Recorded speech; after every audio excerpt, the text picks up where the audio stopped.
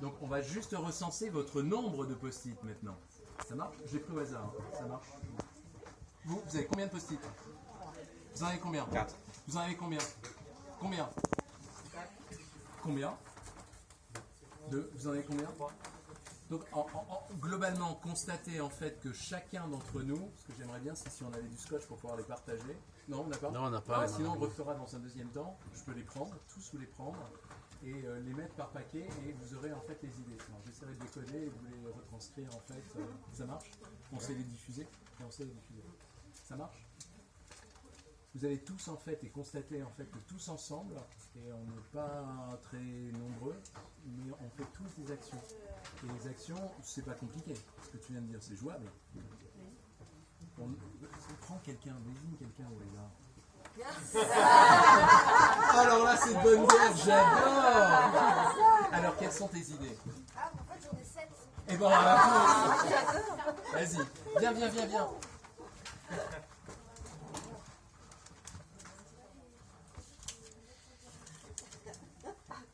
Éteindre les salles de réunion. Ouais. Oui, je suis occupée. Imprimer, arriver. C'est quoi ça? J'en ai aucune idée. C'est pas grave. Ah, recto verso. Donner les vêtements, bon ça se comprend. Recycler. Ouais. Vider boîte mail. Ouais. À vider les boîtes mail, oui. Voilà. Diminution de viande, pas de voiture. Recycler et faire du tri dans des trucs et des vêtements et autres. Et aussi des bouteilles. D'accord. Je peux en prendre qu'un seul, mais je vais tous les rendre et à la fin chacun pourra les déposer. Je voulais en prendre un qui était la boîte mail, vider la boîte mail. Je peux?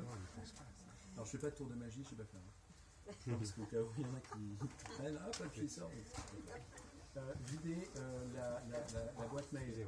Qui d'entre vous en fait est intéressé par quelles sont les bonnes pratiques à mener? Vous allez sur le site de l'ADEME. Vous avez 30 bonnes pratiques pour qu'est-ce qu'on peut faire avec tout ce qui est informatique.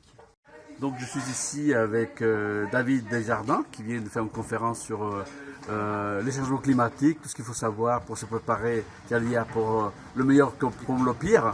Alors comment vous avez jugé l'accueil de ces publics très loin et au-delà, parce qu'il y avait des gens des Poissy, etc. Comment c'était l'accueil? Très bon accueil, beaucoup de gens en fait sont venus, très bien, et ils ont participé, posé des questions, montré en fait les idées qu'ils avaient, et un bel échange avec énormément en fait d'idées rédigées sous forme de post-it.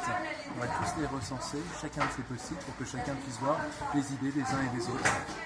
C'est une deuxième question. Ça ne vous fatigue pas de porter un message quelque part pessimiste? Nous, on n'est pas dans les clous de la COP21. Nous devons réduire notre production de CO2. Bref, on est presque dans une situation de collapse, sociologie, ou d'effondrement, comme dirait Jean Sévigny. Oui, Sévigny, ouais, c'est ce qu'il pense, c'est ce qu'il prône, c'est ce qu'il dit. Et, vous êtes plutôt optimiste, vous? Totalement. Et pourquoi alors? Pourquoi? Parce que je pense, et c'est pour ça que j'ai choisi ce métier, de faire de l'innovation, en tenant compte dans les nouveaux objets, produits et services, de montrer comment est-ce qu'on peut avoir un impact plus responsable et plus raisonnable. Voilà. Et donc au travers de Génaris, qui est un ensemble et un groupe d'entrepreneurs, on fait de l'ingénierie système avec Great pour de l'ingénierie système responsable et durable. Alors vous avez une conclusion assez forte de dire que si on ne fait rien, ça va nous coûter plus cher en termes budgétaires. Ah oui, c'est clair. Alors, là, sur le PIB, oui, on prend 20 à 30% dans le PIB, oui. Et là, alors, c'est en 2006. J'ai vu, en fait, et j'ai relevé quand même une petite contradiction parce que à chaque fois vous parlez de la terre est sur le jardin, dans laquelle il n'y a pas de prix, entre guillemets. Oui. Donc à un moment donné, comment concilier l'aspect budgétaire que vous devrez utiliser pour pouvoir avancer dans ce monde des chiffres et le côté qui ne se chiffre pas, c'est-à-dire la nature qui n'a pas, à mon sens, de prix, quoi. Alors la nature n'a pas de prix dans la mesure où on peut la prendre et la comprendre comme un bien commun, c'est vrai. Toutefois, quand on détruit la nature, on doit remettre des moyens pour essayer de la reconstruire dans la mesure où ça serait, on pourrait la reconstruire, et donc ça on peut le valoriser. La destruction qu'on réalise, on peut en faire une estimation en tous les cas. D'accord. Et ça nous coûte plus cher de détruire et d'avoir à refaire derrière qu'à éviter de tout détruire. D'accord. Donc, En biodiversité aussi en termes de changement climatique. donc il faut rester optimiste et continuer à se battre pour une terre viable. Sans forcément se battre, je suis plutôt sur une version pacifique où chacun peut agir et montrer à son voisin comment il peut faire, échanger des idées et aller plus loin.